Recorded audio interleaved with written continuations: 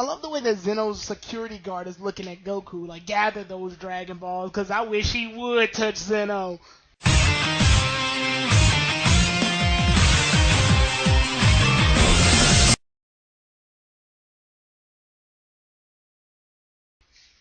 Hello everybody, Tyrone the God 3 here, and welcome back to Dragon Ball Super Reviews. Today we'll be doing the review of episode 41. This episode is titled, Come God of Dragons, and Pretty Please Grant My Wish. This episode is, I guess you can say this and the next episode are like the closing epilogue book chapters of it's like if this were a book, this would be the final chapter, obviously, and then the next episode is like the epilogue to it all, because the next episode is a celebration party, but this one's like a closing. And then I think after that, when I have some time on my hands, I'm gonna go ahead and do a review of the entire Universe 6 saga, because yes, I still do the saga reviews, obviously, and this is the first saga we've gotten that's not based on a movie, so obviously we can't do a movie/saga comparison review, but we can do an entire saga review just based off the saga as a whole, because I do have some choice words for the saga that are both good and bad. So, yeah, other than that, I can give a brief plot summary of this one, because not much really happened, even though this is the final episode. Most of it was just spectacle. The episode begins with where the last one left off. Zeno has appeared in front of Beerus and Champa and everybody, and obviously Beerus and Champa are all like, whoa, crap, it's the god of everything, which I hate that term in Dragon Ball Z, because gods keep having levels after levels. At first we were like, okay, Korin is like somewhat of a god. He's not really a god, but he was like an overseer. And then we got Kami, which literally translates to God. And then after Kami, we had freaking the king of King Kai, which is the rule of the whole galaxy. Then we got all the other King Kais. Then we got the king of the King Kais. And then we got the Supreme Kai, which is the king of all those Kais. Then we got Don Kaito, or whatever he is, the fat Kai, who's king of all of the king of all of the king of the Kais. So then after that, we've got the god of destruction, who's above all of that. And then after that, we've got freaking the god of all the universes, and then we've got the god of the universes, and then we got whatever the hell Whis and Vados are. So it's like, it just gets a little annoying. It's one of those moments where, like, you start to realize that shit's gonna get out of hand unless we give this Dragon Ball thing a proper ending, because if we don't give it a proper ending, we may wind up having Super God Almighty, Super Kami Guru God from... Yeah, it's ridiculous.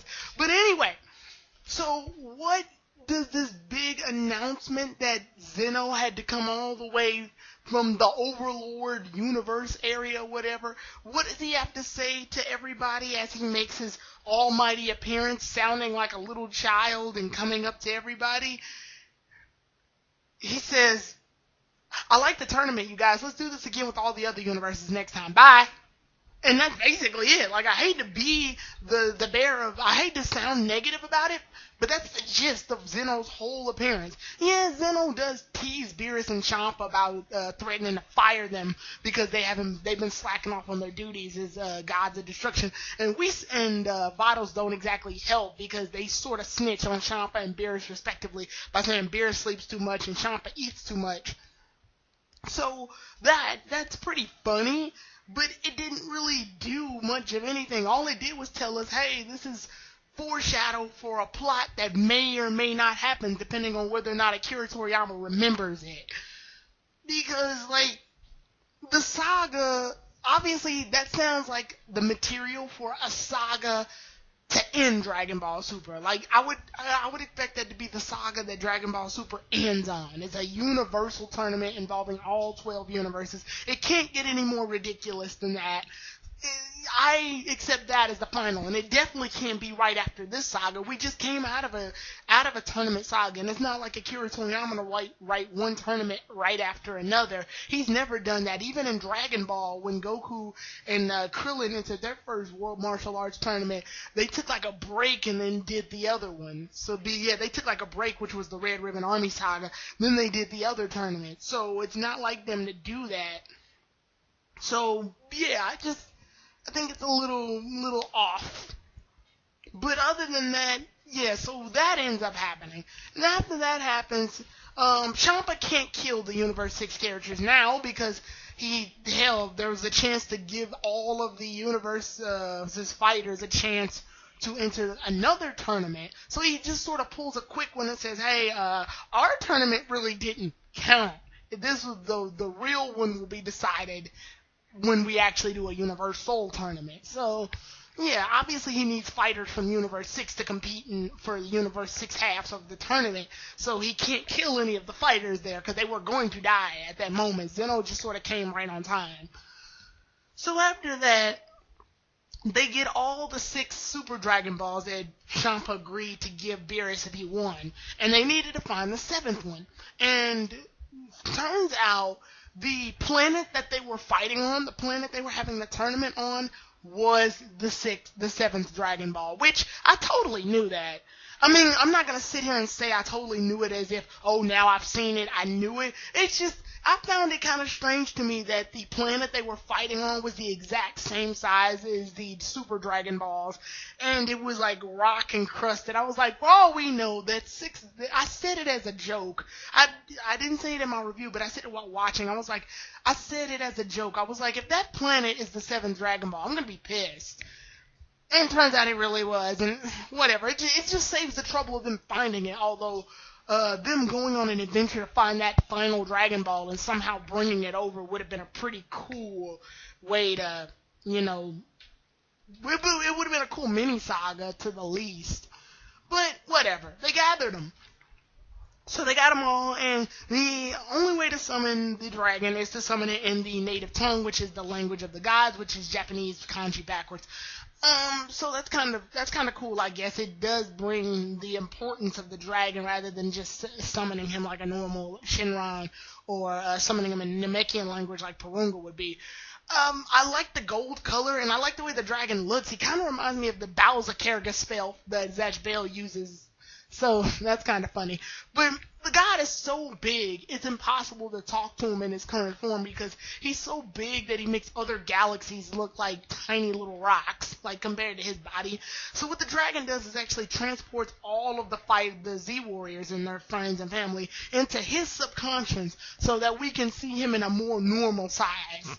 Which is pretty epic, and it lasts a large chunk of the episode of just summoning him. So then, Beerus kind of jokes around and states that he made a mischievous wish and that he wished that for a super comfy bed or whatever, and Bulma gets pissed about that.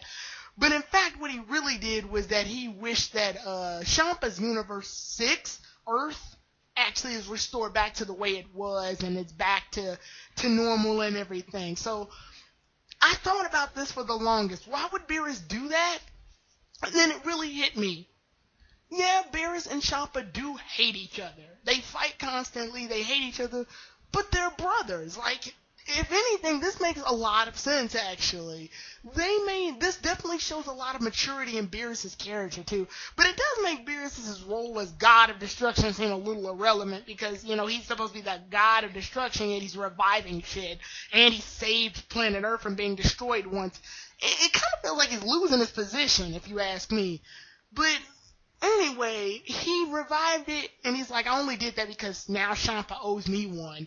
So it's just really weird. And the whole reason this tournament started was because Champa didn't have an Earth of his own, so he wanted our Earth of Universe 7. So I guess this is a good compromise. It's like an everybody wins situation. It's nice for Beerus, and I came to accept it because they're brothers. They may hate each other, but they're brothers. And I did love the banter between all of the Z Warrior cast. Like, they all got to really talk a lot, and it was kind of cool. But after all of that was said and done, they made it back home, and the episode basically ends around there. So, With that said, the next episode is titled Trouble at the Victory Celebration Showdown at Last Monaka vs. Goku. See y'all then, everybody. Tyrone the God 3 out.